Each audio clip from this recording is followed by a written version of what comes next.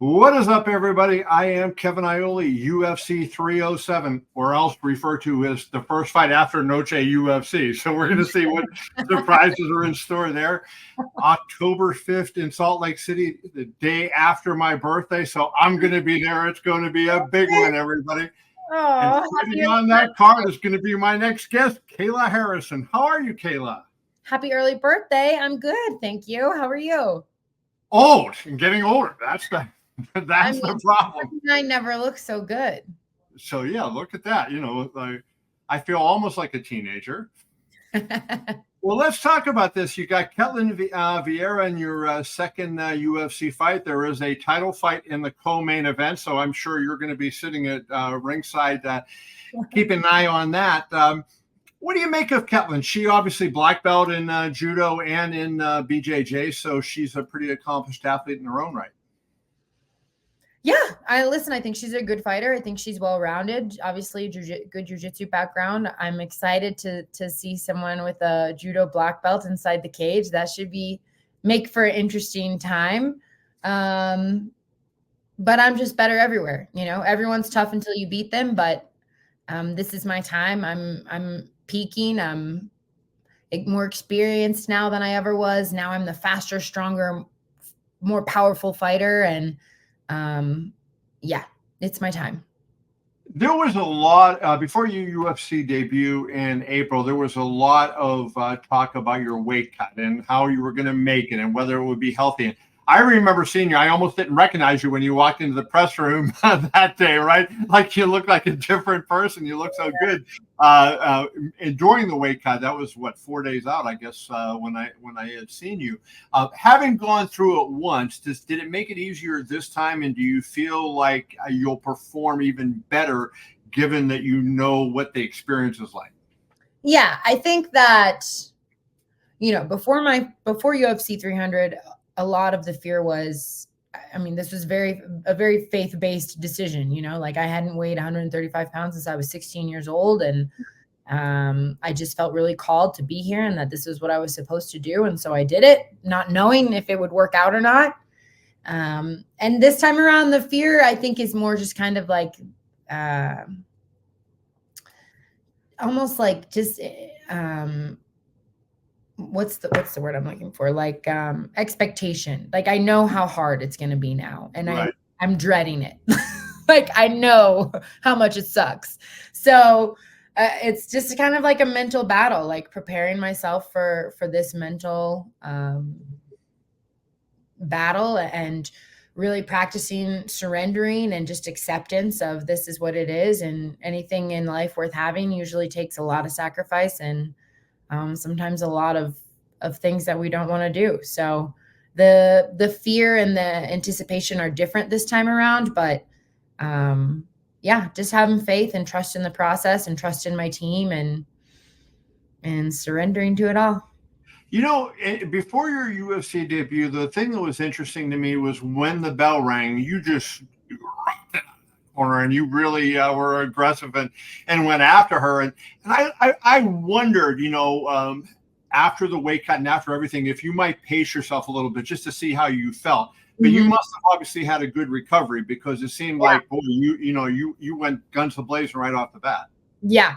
I mean, I just felt great. I don't, you know, I think that whole week really was very, I just feel so blessed. Like, obviously I'm on a calorie deficit. I'm, you know, even the press conference, right? Like it's the day of the weight cut. You're eating basically nothing. You're drinking nothing. And I just had so much energy. I felt energized. I felt like inspired. I felt like just like I was doing the right thing. And that carried me through and gave me a lot of, you know, got a lot of miles out of me. And on fight night, again, like I did have a great recovery. That's huge part thanks to my team, Raquel Pennington, Dara from Platinum Plate. Like they've got it down to a science. They know exactly what they're doing. I'm in really good hands. And yeah, like, listen, you only get one shot sometimes. So you better go out there and make the most of it. But I felt great. I was really pleasantly surprised by how good I felt. So how do you see this fight going? So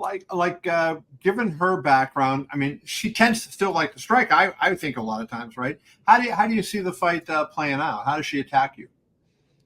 I'm not sure, I think that I think she's probably going to want to try and keep it on her feet. She's probably going to try and strike. I don't know if she's going to try and pressure me or if she's going to try and be patient and try and catch me. I think that really her biggest threats are like a lucky punch or a thrown up submission. So just being sharp, staying strong on my defense, staying focused, not having any mental lapses is going to be important. But I think I'm better everywhere. I think that I'm going to dictate the fight. I'm going to dictate the pace. I'm going to dictate if we stay on our feet or if I take her down. And TKO, KO, or submission. She started her career 10-0, and she's now 4-3 in the last 7 fights. Mm-hmm. So that leads to the question: do you think you can put doubt in her mind with a good start? Right, like if you come out hard, you hurt her early, you take her down early. Does that maybe change the dynamic and make her maybe take risks that she wouldn't otherwise take? I mean, for sure. I think I don't get too much into the weeds of it. Like I do spend a lot of time visualizing and going over how I would like the fight to play out and the different scenarios that the fight could play out in. But I don't spend a lot of time thinking about what she's going to do. I spend a lot of time thinking about what I can control, which is me. So, listen, I know that I'm tougher than everyone. I know that mentally I'll never break and that there's no quit in me. So if it comes to like, a close fight or the end of I know that I'm going to find a way to dig deep and get the W. So I'm assuming this fight is the number 1 contenders fight, and the winner is going to fight the winner of Raquel Pennington and Julianna Peña. And that's kind of an interesting fight because Julianna hasn't been around for 2+ years. Now she's coming into a title fight, and Raquel was kind of almost like a long shot champion, right? I mean, her nickname is Rocky, and she's almost like the Rocky of women's MMA, right? Yeah. How do you see that fight going, and who do you think you might see in your next outing? And of course, I'm assuming you believe you're going to win. Yeah, I do. Correct. Yeah, honestly, it's just like you said, right? It's kind of I give it kind of a toss up. Like Julianna's been out for so long. She's coming off a loss. She had some injuries. Rocky's tough, but I tend to lean more towards the grapplers. But with Julianna being out so long, I don't know. I really have no idea who's going to win the fight. I don't really care who wins the fight. And yeah, they're just going to be keeping it warm for me. This is probably things guys like me think about in the media that you as an elite athlete don't think about, but I'll ask you this anyways. Julianna likes to talk, and she gets in your head. Where Raquel's like respectful, and she doesn't say too much of anything, right? So if you're with Raquel, you're just going to go through a smooth training camp and just get ready to fight. With Julianna, you're probably going to be asked questions and all that kind of thing. Yeah. No, the build make difference. Would that make a difference? Yeah. I mean, look, would I prefer to put an elbow through Julianna's head? 1,000%. That's for sure. I would have immense pleasure in that. She likes to talk. I find her voice very annoying, but this is an entertainment. It's not just a sport, no matter how pure and no matter how much I love the sport aspect of it, you can't deny that there is an entertainment factor. And I think that selling a fight can become very important. And even for your brand, for your business, for your future, for your children, it's important. So it would be probably a good thing if I had a worthy wordsmith on the other side of the table. I think that would be good for my career. But whatever. I mean, I'm just going to be so good you can't ignore me. Now, the one thing that I would be concerned about if I'm in your shoes, and again, I'm not, but would be if Julianna wins the fight, she is not one that's very active, right? You look at her career and she's had big, long stretches of inactivity. Do you see that and go, oh boy? I try not to, because control what you can control and trust the UFC, trust that they have a plan. But yeah, that would really piss me off. I'm looking to stay active. So hopefully it's all is well. I can't control it. It's out of my hands, but yeah.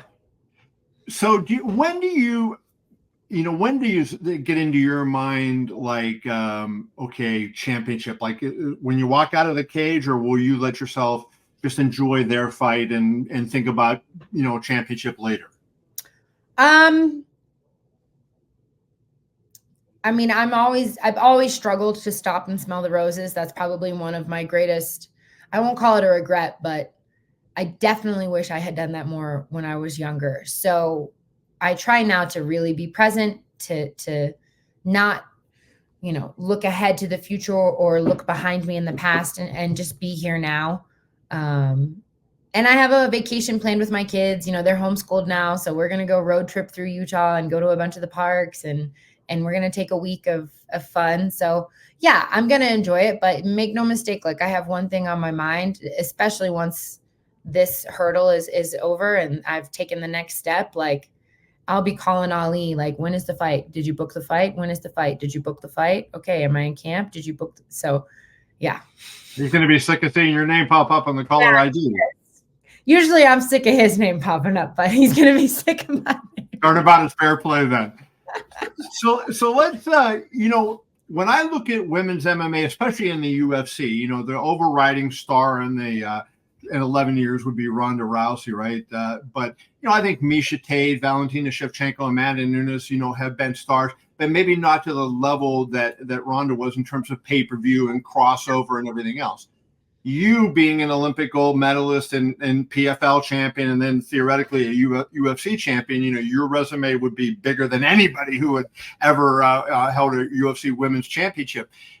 Do you look forward to that? Because that is a burden, right? Your time all of a sudden isn't your own as often as it is now, and that type of thing. Do you look forward to having that burden on your shoulders?